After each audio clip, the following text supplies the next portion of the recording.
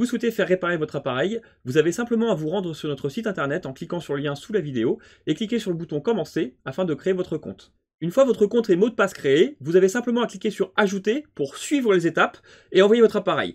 Lorsque la demande est créée, vous pourrez cliquer sur Mon tableau de bord et suivre l'avancée de votre appareil. Afin de connaître les tarifs, vous pouvez simplement cliquer sur Tarifs sur notre site internet et choisir votre appareil selon la liste. Attention, pour les PC portables, le devis est facturé 35 € hors marque Apple qui reste gratuite et nous ne pouvons pas vous donner de tarifs ou d'ordre de prix de réparation sans malheureusement voir votre appareil en magasin. Salut à tous, aujourd'hui on s'occupe d'un PC portable gamer, un Asus TUF, comme c'est bien écrit dessus là en très gros sur le capot. Alors c'est des machines qui sont assez sympas au niveau tête, si je peux dire ça comme ça. Alors c'est beaucoup du plastique malheureusement, hein, c'est du gamer on va dire sympa niveau performance en général. Par contre, ils ont fait des économies sur tout ce qui va être boîtier, si je peux simplifier le truc, même le clavier. C'est du classique, on va dire. Mais ça fait le taf, il n'y a pas de souci, il y a des très bonnes machines, mais j'en vois souvent des TUF. Alors, est-ce que c'est parce qu'ils sont beaucoup vendus et que forcément, on en a plus en réparation, ou est-ce que c'est parce que la sélection des composants n'est pas toujours parfaite chez ces modèles-là, et du coup, on en a pas mal en panne, je ne pourrais pas vous dire, mais en tout cas, j'en ai souvent des TUF. Parfois grave, parfois moins grave. Donc bah lui, il ne démarre pas du tout, hein, il s'allume pas. Quand je le branche, je n'ai aucun voyant. Donc on va essayer de l'ouvrir, on va essayer de comprendre ce qui se passe. Je vais essayer aussi de vous expliquer un petit peu dans ces cas-là, selon le problème qu'il a. Je pense avoir une petite idée forcément. Hein, quand je l'ai branché à la lime et que j'ai rien eu, je me suis dit bon ok. Donc on va essayer de comprendre ce qui se passe et je vais peut-être vous expliquer un petit peu aussi les tensions vraiment. Alors les toutes premières tensions d'entrée, mais ça peut vraiment servir à comprendre parce que j'avais déjà fait une vidéo là-dessus il y a quelques temps. Mais voilà, ça permet de revoir ça et puis de repartir un petit peu à zéro dans ce genre de situation. Allez, je l'ouvre, on fait quelques tests et on voit ce qui se passe. Alors, avant d'aller plus loin, je vais rapidement vous faire le schéma directement, on va dire, de comment ça fonctionne quand on branche notre adaptateur secteur qui donc va envoyer du 19-20 volts. On a donc, je pars du connecteur de la carte mère, hein, donc généralement c'est un petit rectangle comme ça, hein, hop, voilà. Et on va avoir du coup plusieurs pattes sur la carte mère. On va en dessiner les deux de chaque, hein, on va pas faire plus. Avec du coup une ligne positive, donc plus 19 volts.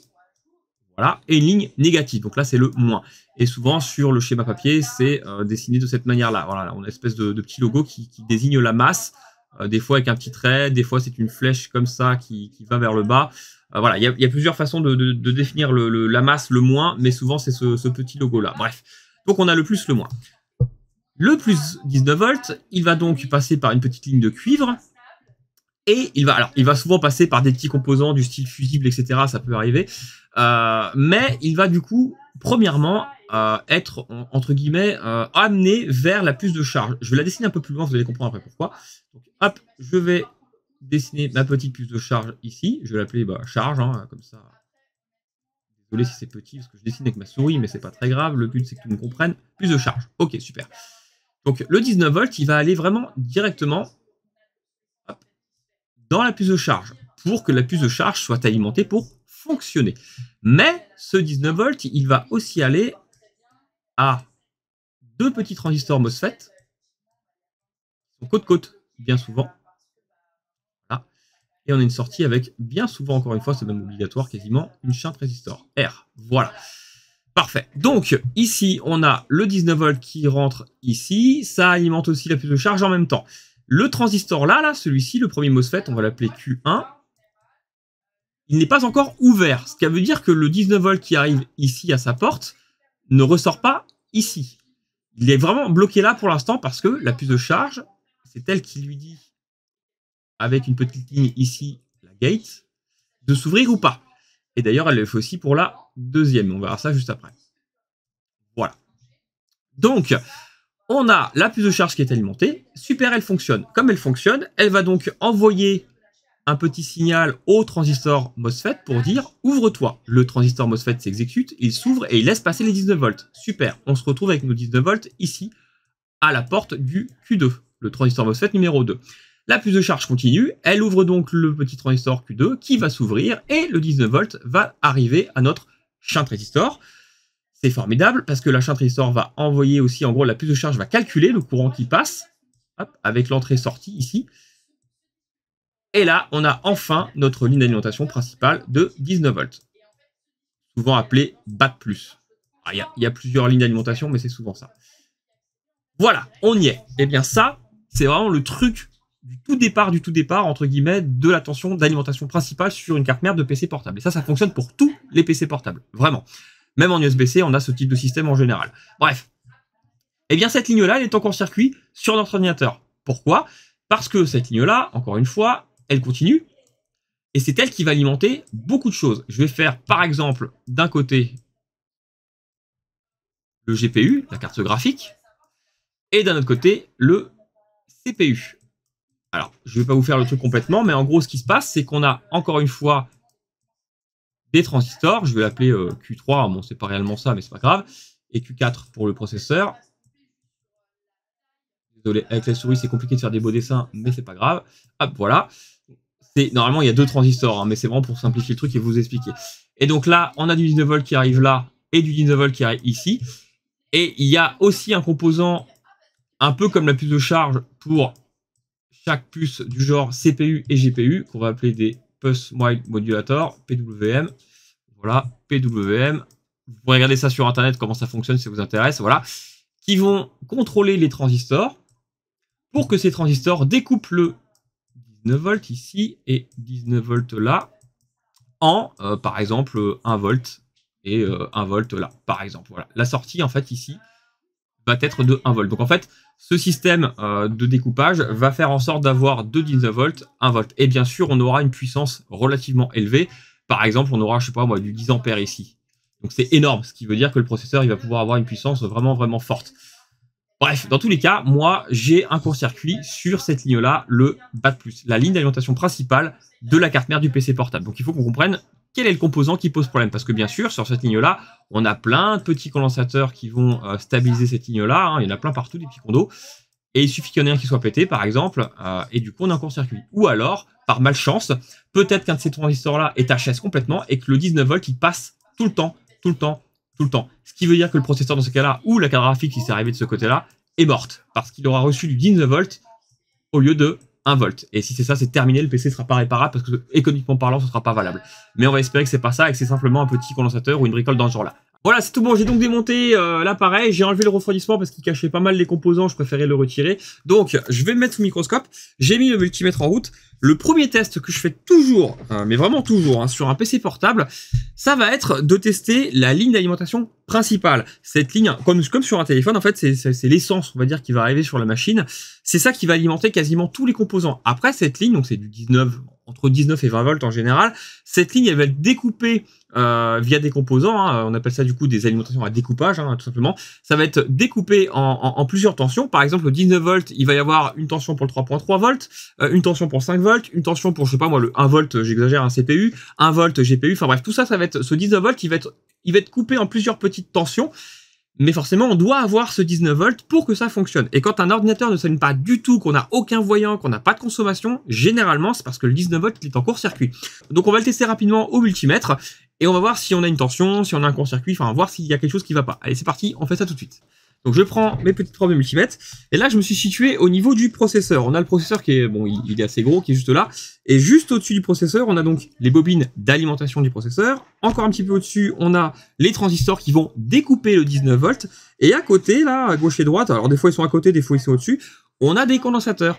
Eh bien, les condensateurs là, ils reçoivent, en gros c'est la ligne d'arrivée, 19 volts. Et je le sais parce que tous les PC portables sont faits pareil. Donc, je vais essayer de me mettre sur ce condensateur là, et voir si j'ai pas un court-circuit, simplement. Donc, d'un côté, on a du plus et d'un côté, du moins, ou l'inverse. Il faudra que je vérifie sur le schéma. Mais voilà, on a plus et moins. Donc, je teste là. Court-circuit. Là, j'ai un court-circuit entre le plus et le moins de la ligne 19 volts. Ok. Maintenant que j'ai trouvé ma ligne en court-circuit, il faut que je trouve le composant qui est en cause. Et là, il faut que je fasse attention parce qu'il est possible qu'un des transistors là, qui alimente par exemple le processeur ou la carte graphique, soit HS. Et s'il est HS et qu'il laisse passer le courant directement vers le processeur, ça veut donc dire que si j'alimente ou que j'injecte une tension de, je sais pas moi, 19 volts, eh bien, il y a du 19 volts qui va aller directement au processeur. Et c'est très mauvais. Forcément, le processeur, il serait tué immédiatement. On va espérer que c'est pas ça. Donc, je vais vous faire un petit dessin sur le schéma. On va reprendre le schéma board view si on arrive à le trouver. Et comme ça, je pourrais vous expliquer un petit peu comment les tensions, elles passent. Et on pourra essayer de comprendre ce qu'il se passe sur cette machine. Allez, on fait ça, c'est parti.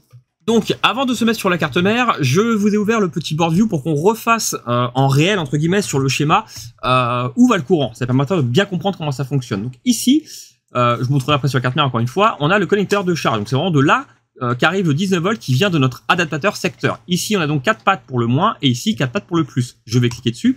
Ça me met du coup en surbrillance la suite logique de là où va le courant. Donc on a donc premièrement 2 résistances mais qui sur la carte mère ne sont même pas présentes. Hein. C'est vraiment là pour des raisons on va dire de schéma au niveau ingénierie, niveau compréhension du schéma si je peux dire ça comme ça. Donc ça en gros c'est vraiment la même ligne, hein. Le courant est le même et parfois effectivement sur la carte mère on pourra se retrouver avec des petits fusibles ou des petites bobines pour protéger. Bref, le courant donc arrive de là, il passe par là. Il arrive à un petit fusible formidable et il ressort là, super. À partir de là moi je vais essayer de trouver ce que techniquement à partir d'ici, on doit pouvoir trouver une ligne qui alimente la puce de charge. Donc je vais dézoomer un petit peu. Voilà, on a quelques petites tensions là qui sont stabilisées du coup par des... Là il y a une diode de sécurité, c'est sûrement pour protéger en cas de surtension. Un condensateur pour stabiliser le tout. Donc voilà, parfait. Je dézoome et je vais chercher la puce de charge. Alors je sais plus ou moins où elle est parce qu'on a ici le connecteur de la batterie. Alors je le sais parce que je le vois sur ma carte mère à moi, hein, je l'ai sous les yeux, donc forcément je vois bien que le connecteur de batterie il est là. Et ici, on a quelques petits composants qui se sont illuminés pour dire que le courant, il passe par là. Super, donc la puce de charge est sûrement par là. Et je reconnais un petit composant carré juste là. C'est sûrement la puce de charge. On a donc ici une petite diode. Donc le courant, il arrive là, il traverse la diode et il arrive ici. Je dézoome, je n'ai plus rien. C'est pas grave. On a aussi de l'autre côté de la carte mère des composants sûrement. Je vais de l'autre côté. Et ici, effectivement, j'ai encore une résistance qui doit encore une fois servir de fusible plus que d'autres choses. Je clique donc sur la suite, hein, le courant est donc il traverse là à là. Je dézoome, et là ça y est, j'arrive bien à la puce de charge. Et donc si je regarde d'ailleurs la petite patte numéro du coup 28, hop, est-ce que je peux la voir ici si je clique, je vais essayer de la voir, toc toc 28 composants, voilà, 28, il nous dit VCC, donc c'est bien la ligne d'alimentation pour alimenter la puce de charge. Super, donc ça en gros c'est vraiment ce qui alimente la puce de charge, c'est comme sur le dessin que je vous ai fait. Forcément, c'est plus compliqué parce qu'on a plein de petits composants qui arrivent entre les deux, mais finalement, le courant, je pourrais très bien supprimer la petite diode, la petite résistance qu'on a vue tout à l'heure, etc., que finalement, ça ferait pareil, le courant arrive là. Donc là, ici, là, précisément, on a 19 volts. Faut pas chercher plus loin, ça vient du connecteur de charge, ok? Je reprends du coup à partir de mon connecteur de charge, et maintenant, je vais chercher les transistors MOSFET, les 2 transistors qui sont censés s'ouvrir afin de me créer ma ligne d'alimentation principale. Donc, on recommence. Le 19, il arrive là, il passe là, il arrive au fusible. Je dézoome et je vais chercher 2 transistors. J'en ai aucun de ce côté-là, donc ça doit être sûrement de l'autre côté. Ah, là, ça c'est bien, voilà, c'est gros, hein, donc on le voit tout de suite, les transistors. J'ai mon premier transistor qui s'appelle du coup PQ3000, et le suivant c'est PQ3001. Donc là, j'ai mon 19 volts, super. Il va ressortir là, quand du coup, il va être ouvert par la guette qui est gérée par la puce de charge, comme je disais.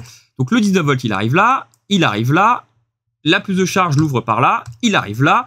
Et techniquement, maintenant, on doit avoir une shunt résistor. Alors, je vais dézoomer. Donc, c'est une résistance shunt. C'est elle qui va calculer le courant qui traverse. Il y en a une grosse là. PR3001. Super. Et d'ailleurs, on a même les lignes de calcul. Ça fonce à la puce de charge. Voilà. On voit ici. Donc, ça, c'est l'entrée. Ça passe là, ça arrive là. Et ça fonce à la puce de charge pour qu'elle puisse calculer l'entrée-sortie. La sortie, pareil, tac, sortie là. Et ça arrive ici. Et du coup, grâce à ça, elle peut calculer le courant que consomme la machine. C'est pratique parce que s'il y a un court-circuit ou un problème, eh bien la puce de charge, elle comprend qu'il y a un problème, et du coup, qu'est-ce qu'elle fait? Elle va fermer les transistors là par sécurité pour éviter de balancer du courant en trop, et du coup, de risquer de cramer quelque chose. C'est pour ça que je n'ai rien sur ma machine quand je le branche. Super. À partir de là, j'ai un court-circuit du coup sur cette ligne. Donc tout ça là, ça sonne. Donc tous les composants qui sont en jaune en surbrillance sont en gros non alimentés à cause du court-circuit. Et moi j'ai testé, je crois, sur un de ce composant là, c'est pas la même ligne. Parce qu'en fait, c'est la même ligne, mais elle change de nom. Là, c'est VIN, VCC, IN, en gros. Mais techniquement, c'est bien la même ligne. C'est-à-dire que si je clique de nouveau sur mon VIN, donc c'est pas BAT+, mais VIN pour cette machine, et que je cherche de l'autre côté, voilà, ici, j'ai encore une espèce de résistance qui doit pas être présente sur la carte mère, mais c'est pas grave. De nouveau, c'est pour changer le nom des lignes par compréhension. Je clique VIN, VCC. Donc en gros, ça arrive pour alimenter les petits transistors que j'ai testés. Donc tout ça aussi, c'est mon VIN, c'est ma ligne d'alimentation principale pour alimenter tout ça. Voilà, j'ai tout ce qu'il me faut. Maintenant, on sait comment ça fonctionne. On sait que j'ai un court-circuit sur... Soit il y a un de ces composants qui est claqué, ça peut être qu'un seul, hein, ça peut être juste un pauvre condensateur qui est ici. Soit il est avant, donc par exemple, clac, du coup, par ici, ou alors par là. Enfin bref, ça peut être vraiment partout, hein. C'est vraiment le bazar là-dessus. Donc il va falloir que je teste à la caméra thermique pour trouver quel est le composant qui est lié sur le VIN qui pose problème. Allez, c'est parti, cette fois-ci, on y va.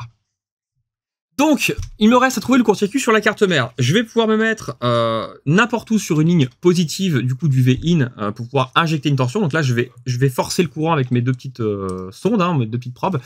Je vais mettre du 1 volt avec 3 ampères. Alors pourquoi pas plus qu'un volt? Parce que si on a un transistor à découpage qui est HS, comme j'expliquais, si je mets du 19 volts, par exemple, ou je sais pas, même du 10 volts, enfin bref, plus qu'un volt, on va dire, allez, normalement c'est 0,8 volts un processeur quand c'est monté, mais 1 volt ça le fait, il n'y a pas de souci.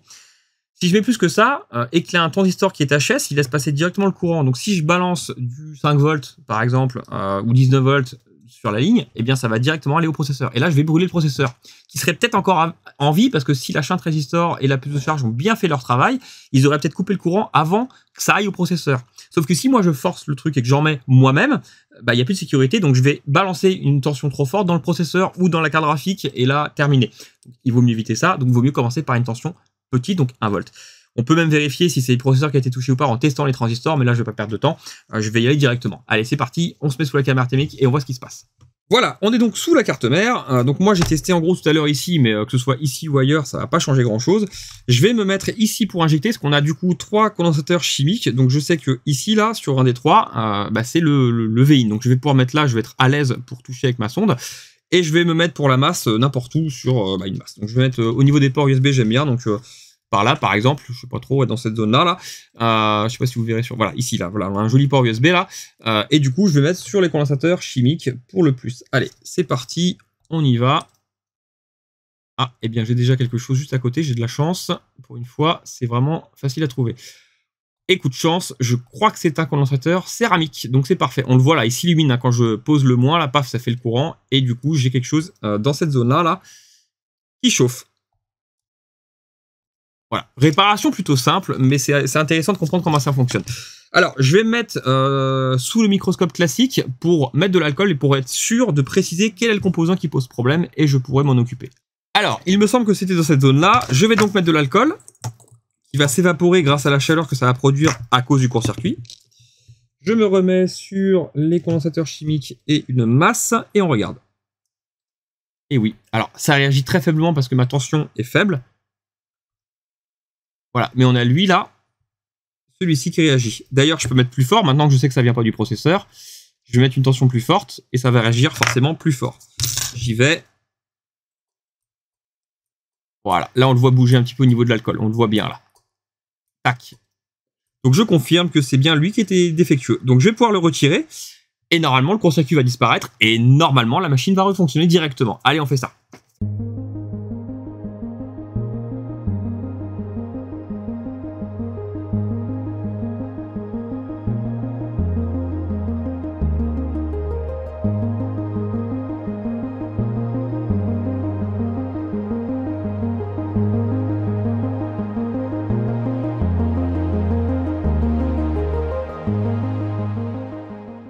Voilà, j'ai donc supprimé le condensateur en question qui posait problème. Je ne vais pas le remplacer. Alors, pour la simple et bonne raison que je n'ai pas les schémas papier de cette carte mère, donc je ne sais pas exactement quelle valeur ce condensateur il a. Ce n'est pas grave, parce que juste à côté, on a exactement le même. Je pourrais le remplacer, à vrai dire. Hein. Je pourrais retirer celui-ci, le tester du coup au capacimètre, et en mettre un qui aurait la même capacité et puis qui irait jusqu'à, aller, on va dire 30 volts pour prendre une marge. Et puis voilà. Mais on n'est pas obligé de le changer du tout, parce qu'encore une fois, on a son copain qui est juste ici à côté. En fait, ceux-là, ils sont vraiment là pour supprimer plutôt des parasites que de stabiliser la tension. Mais honnêtement, là, il y a le deuxième à côté. Enfin, franchement, ça changera vraiment rien du tout de le remettre ou pas. Donc, aucun souci, on peut le laisser comme ça. Je vais donc tester si je suis toujours en court-circuit ou pas sur la ligne, mais normalement, on est bon. Ça ne sonne plus, c'est parfait. Voilà, mon multivers ne sonne plus. Donc, techniquement, cette fois-ci, l'ordinateur, il va pouvoir de nouveau redémarrer. Donc, je vais tester. Voilà, c'est tout bon. J'ai rebranché rapidement l'ordinateur avec mon petit câble et mon alimentation. Alors, j'ai mis une barrette de RAM à moi. Je sais pas si vous voyez, il se laisse pas faire ici parce que en fait le client a dû l'ouvrir, il a dû l'enlever, il l'a pas remise. On est habitué, mais c'est toujours un petit peu embêtant parce que ça fait des trucs en plus à tester. Donc bref, je pense qu'il a dû l'enlever pour faire 2-3 tests et il l'a pas remis, il a dû l'oublier. Bon, c'est pas très grave, mais bon, c'est toujours un peu embêtant. Alors, je vais essayer d'allumer du coup. Voilà, donc il démarre, super. Donc ça c'est pas une surprise, je m'attendais forcément à ce qu'on ait du mieux. Je vais voir du coup si j'ai un logo. Alors apparemment d'après le client c'est pareil, il n'y a pas de système sur le PC, donc ça c'est pas très grave. Il s'allume, eh bien c'est parfait, je pense qu'on est sur l'autoboot de Windows, donc c'est nickel. Je vais du coup pouvoir tester le reste rapidement, voir si tout va bien. Alors il ne charge pas. La batterie doit sûrement être soit HS, soit bloquée. Je pense pas qu'elle soit HS, je pense qu'elle est bloquée. En fait, par sécurité, dans ce genre de situation, quand on a un gros court-circuit sur la carte mère, et que forcément la batterie va aussi envoyer du jus, bien le court-circuit fait que toute l'énergie de la batterie pourrait partir à la masse, ce qui n'est pas bon. Et du coup, le BMS, la puce qui gère le système de la batterie, se met en sécurité, ou en tout cas prend une petite gamelle, entre guillemets, et il aime pas ça. Par chance, j'ai un petit programmeur pour les batteries, j'en ai déjà parlé, qui permet de reset ou de travailler un petit peu sur le BMS quand j'ai besoin, afin d'essayer de réveiller la batterie ou de la remettre un petit peu en route. Donc on va essayer de regarder ce qu'on peut faire, et on va voir si on peut charger la batterie cette fois-ci. Voilà, je suis donc sur le logiciel pour tester la batterie. Donc là, par exemple, j'ai fait un premier test, il me dit qu'elle n'est pas bloquée, que tout va bien, entre guillemets, hein, que les cellules sont bien équilibrées, etc. Je vais lire la capacité, elle me dit qu'elle est en état de vie pas trop mal et qu'elle est chargée à 100%. Ce qui n'est pas vrai parce que moi, là, j'ai aucune tension, j'ai rien. Donc, je vais tenter de reset le BMS, la petite puce en fait qui gère tout ça, afin de voir si on peut du coup débloquer cette situation parce que forcément la batterie là c'est bête, c'est une batterie qui coûte cher et peut-être que je pourrais la sauver. Donc, on va laisser faire avec l'appareil, hein, tout simplement. Je vais donc tenter de défaire les erreurs, si je peux dire ça comme ça, du coup, de tout virer entre guillemets, et puis on va y croire, on va essayer que ça puisse le faire, hein, tout simplement, et on va espérer que ça reparte pour un tour. Allez, on va tenter ça et on essaye. Voilà, maintenant que j'ai donc reset la batterie, je vais donc retester du coup tout son truc. Donc là, c'est pareil, pas de souci. Et là, par contre, on voit qu'elle est plus chargée à 100%, elle a baissé un petit peu. Ce qui veut donc dire que j'ai un peu remis en place le BMS, qu'il a compris qu'il y avait un truc qui n'allait pas. C'est normal. En fait, quand on a eu le court-circuit, la batterie devait sûrement être chargée à 100%, donc sûrement sur secteur. Mais le BMS, ça l'a secoué un petit peu, il n'a pas trop aimé, et du coup, il a bloqué tout le système.